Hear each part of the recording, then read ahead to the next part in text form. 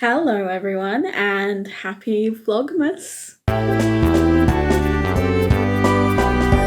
So yes, I've decided to return to this channel in the form of daily videos for the next 24 days, which is a mission, that's for sure. And I've never actually stopped filming things in the time that's passed between now and then. It's just, I record it and then nothing happens with it, basically. So let's hope that this time, and the fact that nothing is going to be longer than a day, will kind of push me back into gear in terms of videos. That's my hope. I did a lot of damage on Black Friday in Waterstones. Before even realising it was going to be the Black Friday weekend, I had planned to go visit my sister for a late birthday shopping trip.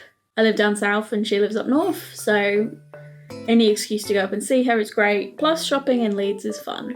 And then when it came to the day that we were set to see each other and I was embarking on a long 4-hour train journey, Waterstones announced that it was double stamps. And better yet, it was going to be triple stamps on orders over £100. And I mean, I was planning on going to Waterstones that weekend anyway. So I just took what was probably going to be a £40 transaction and made it an £100 transaction. And in doing so, found a lot of brand new authors that are completely new to me and are in the genres that I'm interested in. So yeah, let's just get into this haul. First up, I picked up You Again by Kate Goldbeck. And I'd seen a couple of people on YouTube talking about this already as more of a friends to lovers slow burn with really solid bi representation because it happens over the course of like 10 years. I just feel like it's going to be a warm, cozy romance that has all the charm of a romantic comedy that is perfect for this season, and I'm very excited to read it. Ari, a free-spirited struggling comedian, likes to keep things casual and never sleeps over after hooking up. Josh, born and bred Manhattanite, has ambitious plans to take the culinary world by storm, to find the one and live happily ever after. After a confrontational first meeting at the apartment of the woman they're both sleeping with, Ari and Josh never expect their paths to cross again. But years later, as they're both reeling from ego-bruising breakups, a chance encounter leads to a surprising connection. Friendship. Turns out, spending time with your former nemesis can be fun when you're both too sad and miserable to hate each other. I don't know what Sally's playing with, I might have to go explore. And odd as it seems, they become friends without benefits, finding comfort in late-night Netflix binges, swiping for each other's online dating profiles, and bickering endlessly on their phones across boroughs. It's better than romance. Until one night, the unspoken boundaries of their platonic relationship begin to blur. The next book I decided to pick up was Signs Preceding the End of the World by Yuri Herrera. I was entirely drawn in by the title of this one. I will not lie to you, and I don't know much about it besides what's on the blurb. Signs Preceding the End of the World is one of the most arresting novels to be published in Spanish in the last 10 years. Yuri Herrera does not simply write about the border between Mexico and the United States, and those who cross it. He explores the crossings and translations people make in their minds, and language as they move from one country to another, especially when there's no going back. Traversing this lonely territory is Makina, a young woman who knows only too well how to survive in a violent macho world. Leaving behind her life in Mexico to search for her brother, she is smuggled into the US carrying a pair of secret messages, one from her mother and one from the Mexican underworld.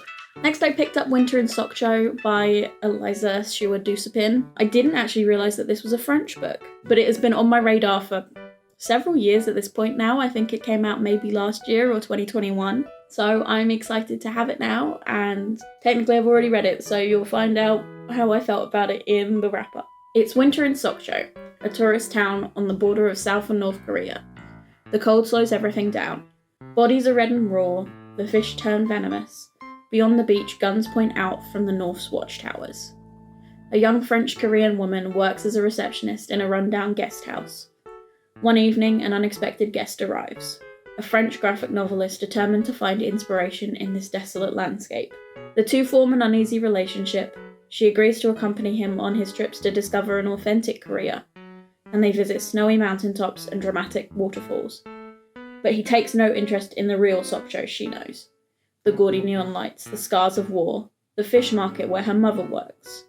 As she's pulled into his drawings, she is troubled by his vision of her. until she strikes upon a way to finally be seen. Next, I picked up Welcome to the Hunam Dong Bookshop by Longbo Rom. First off, what a pre-cover. It kind of looks like one of those like lo-fi mix kind of videos. I think you know the ones. But I'm also obsessed with like these naked hardcovers that I've been seeing a lot. I've seen them a lot on Korean translated fiction actually. And the only other one that I have ever owned was I Want to Die But I Also Want to Eat Tteokbokki. Just think they're really cute and fun. And I want more people to do it. It's cute. Love it. Youngju did everything she was supposed to do. Go to university, marry a decent man, get a respectable job. Then it all fell apart. Burned out, Youngju abandons her old life, quits her high-flying career, and follows her dream. She opens a bookshop. In a quaint neighbourhood in Seoul, surrounded by books, Youngju and her customers take refuge. From the lonely barista to the unhappily married coffee roaster, and the writer who sees something special in Youngju. They all have disappointments in their past. The Hunam-dong bookshop becomes the place where they all learn how to truly live. A heartwarming story about finding comfort and acceptance in your life and the healing power of books. This and the following book that I have picked up have been advertised incredibly heavily over a lot of different book platforms as a successor to the Before the Coffee Gets Cold series.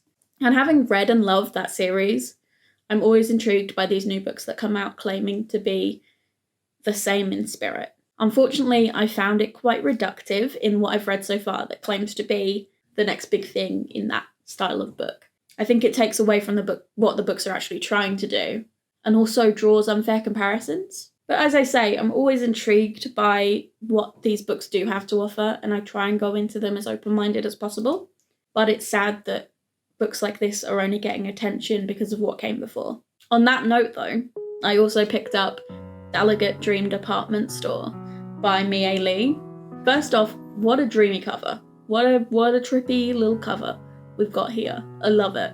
Thankfully, the thing that drew me in first was the cover. Before I'd even looked at the marketing for this book, I saw the cover and I loved it. So I'd already been pulled in.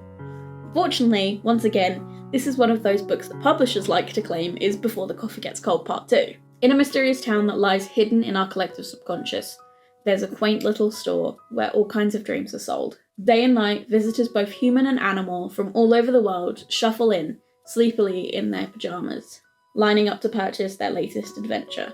Each floor in the department store sells a special kind of dream, catered for each client. Meet Penny, an enthusiastic new hire, as she navigates the world within the famous Delegate Dream Department Store, along with the other salespeople, led by the flamboyant owner Delegate himself. There is never a dull moment thanks to the curious, funny, and strange clientele that regularly visit the store. Follow along with Penny as she uncovers the workings of this wonderfully whimsical world. Next, I picked up The Tatami Galaxy by Tomiko Morimi.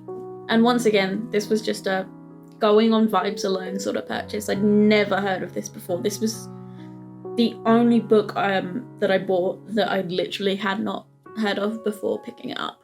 From one of Japan's most popular authors, an unfulfilled college student hurtles through 4 parallel realities to explore the what might have been and the what should never be. In magical, irreverent, and often humorous prose that calls upon both Murakami and Moshfegh, The Tatami Galaxy repeatedly reimagines the existential crises of a college misfit in a kaleidoscopic display of imagination.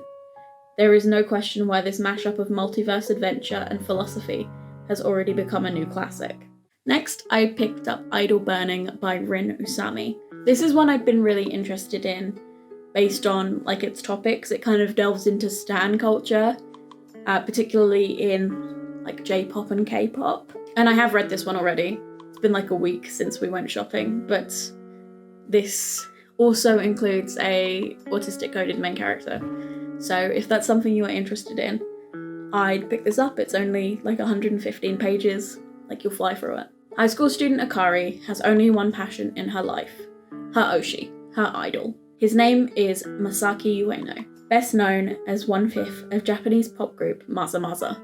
Akari's dedication to her Oshi consumes her days completely, until he disgraces himself and Akari's world goes into a tailspin. Next, I picked up Diary of a Void by Emi Yagi. This has been something I've been wanting to read pretty desperately for pretty much all of this year. I think I'm going to save it for a very particular reading vlog because I really want to dive into the topic of motherhood in fiction, and this is going to be a very different perspective, more than likely, to a lot of the other books that I'm going to pick up for that. Ms. Shibata refuses to clear away the coffee at work one day because she's pregnant and can't bear the smell. The only thing is, Ms. Shibata is not pregnant. Being a mother-to-be isn't easy. Ms. Shibata has a 9-month ruse to keep up. Before long, it becomes all-absorbing, and with the help of towel-stuffed shirts and a diary app that tracks every stage of her pregnancy, the boundary between her lie and her life begins to dissolve.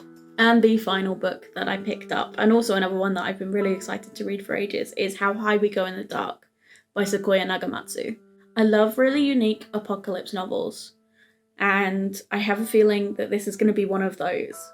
It's also been blurbed by some pretty successful people, including Roxane Gay, Samantha Shannon, and Adrian Tchaikovsky.